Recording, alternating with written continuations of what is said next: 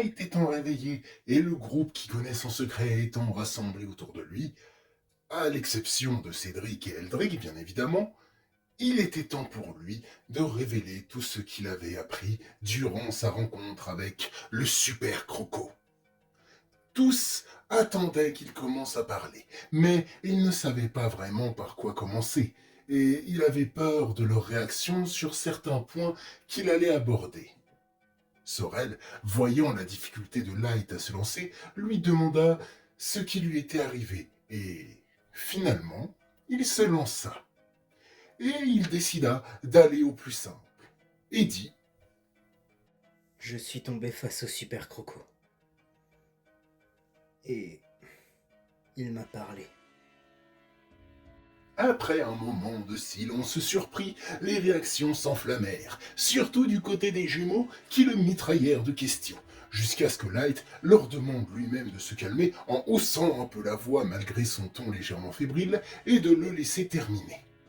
Il continua donc en essayant de répondre partiellement aux questions que les jumeaux lui avaient posées. Donc, oui, il m'a parlé. Et ce qu'il m'a dit...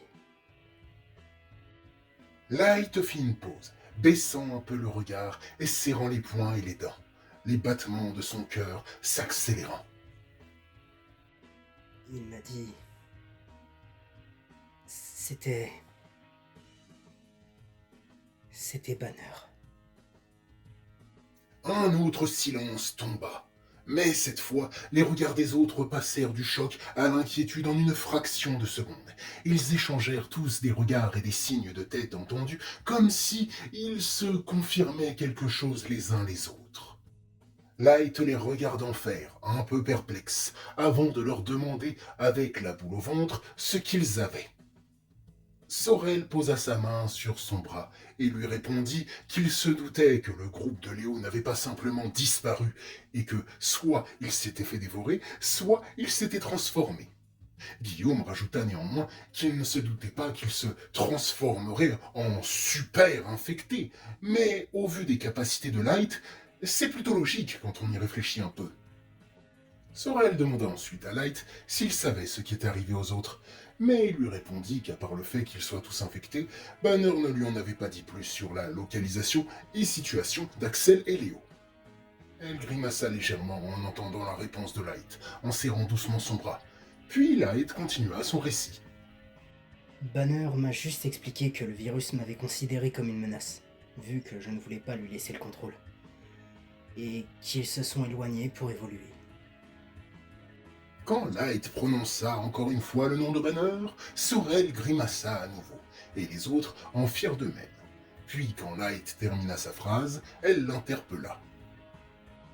Light, pourrais-tu arrêter de l'appeler Banner, s'il te plaît? Tu n'es pas au courant, mais on évite d'utiliser le prénom d'origine des gens infectés quand on peut. En particulier tant que l'infecté est toujours en vie. On préfère ne pas associer leur nom avec ce qu'ils sont devenus.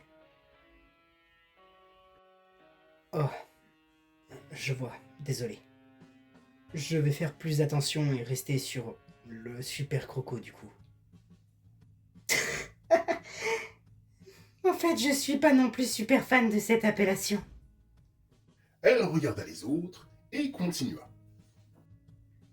J'y ai un peu réfléchi et je trouve que le super croco, même si c'est ce qu'il est, globalement, ça fait penser à un super-héros. Et du coup, j'ai cherché un autre nom. Ah oui? Et comment voudrais-tu l'appeler? Lui demanda Julian. J'ai un livre qui parle de créatures qui existaient il y a des millions d'années. Les dinosaures, les animaux préhistoriques, etc. Et je me rappelle qu'en feuilletant ce livre, à l'époque, il y avait une de ces créatures qui s'appelait le Sarcosuchus. Une sorte de super crocodile préhistorique, justement. Guillaume rétorqua que c'était pas mal, mais que le raccourcir en Sarko serait mieux. Tout le monde accepta la nouvelle appellation, puis ils demandèrent à Light de continuer. bien conscient d'avoir légèrement digressé. Ah, d'accord. Donc, après ça, le Sarko m'a laissé le choix entre les rejoindre et les aider à faire évoluer ce qui reste de l'humanité. Ou alors, il m'a tué. D'un coup, Aline et Guillaume se mirent à taper dans leurs mains en répétant joyeusement « Évoluer !» visiblement contents que la théorie sur l'objectif du virus ait enfin une réponse concrète. Julian se racla la gorge et leur fit un regard du type « C'est pas trop le moment, là. » Puis, ils se calmèrent, et pour relancer Light, Guillaume lui demanda Et de fait, j'imagine que ta réponse a été non et que vous vous êtes battu. Light acquiesça, et Aline lui demanda comment le combat s'était passé et comment il s'était terminé. Light soupira en baissant la tête et répondit On peut dire qu'on a fini sur une égalité, je suppose. Il a pris la fuite après que je l'ai gravement blessé, et moi je n'étais plus en état de me battre. C'était pas juste une simple brute épaisse. Il était intelligent. Il a préféré exploser un mur et me balancer les débris que de me foncer dessus. Et alors que je pensais le prendre au piège en l'attaquant caché derrière une voiture, il a deviné mon attaque et a attrapé ma lance. Et même avant de se prendre la charge du bélier, il a compris ce qui allait se passer et a essayé de l'éviter. Mais c'était trop tard, et la lame lui a déchiqueté l'œil et l'arcade gauche. Julian et les jumeaux échangèrent un regard et demandèrent à Light s'il était vraiment gravement blessé à l'œil ou si c'était juste une petite égratignure. Il leur répondit qu'il l'avait vu laisser de belles taches de sang derrière lui et qu'il avait crié de douleur quand il s'est pris la lame. Julian et les jumeaux remercièrent Light et lui dirent que grâce à lui, ils avaient peut-être une chance d'évacuer le convoi de la guilde, mais qu'il ne fallait pas traîner, car plus de temps ils attendraient, plus la bête pourrait récupérer de sa blessure. Julian demanda aux jumeaux de rester avec Light et de continuer à l'écouter et à l'aider à comprendre ce qui lui est arrivé, pendant que lui, il allait prévenir l'autre camp et qu'il allait faire un rapport à la base et à la guilde en évitant les détails qui concernent Light et leur annoncer de faire partir le convoi au plus vite. Puis, il quitta la pièce précipitamment.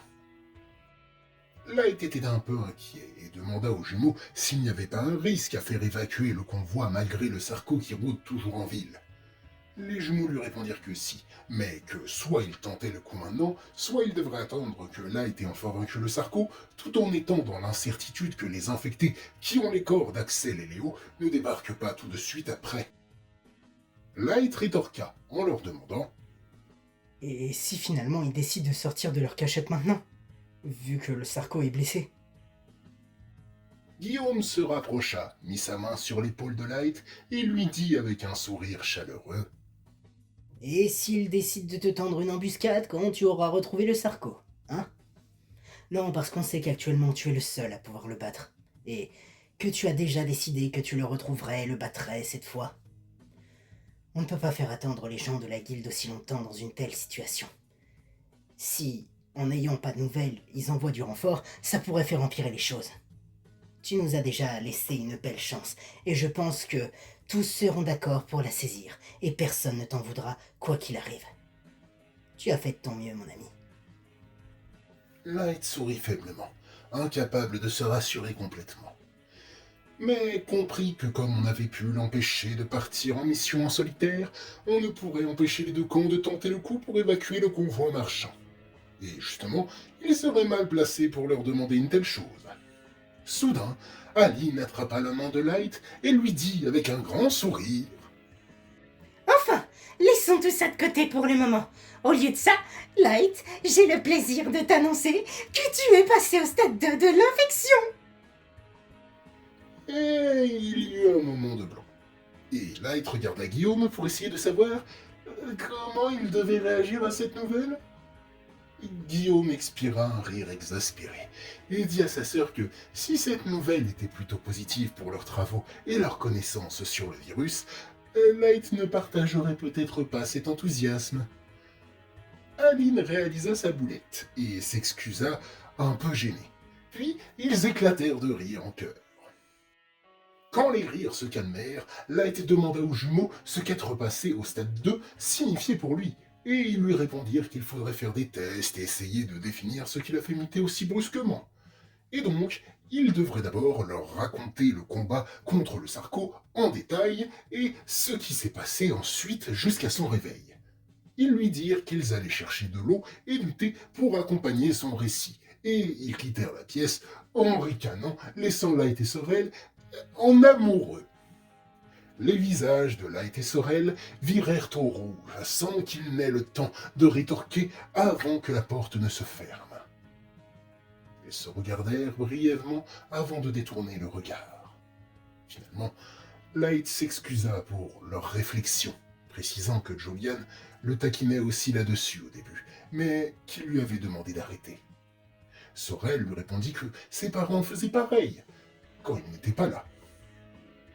Light la regarda et lui demanda ce qu'elle leur répondait. Qu'ils étaient juste amis, lui répondit Sorel avant de demander à Light ce que lui répondait à Julian, les joues roses et le regard légèrement tremblant. Qu'ils étaient juste amis, lui répondit-il à son tour en baissant la tête.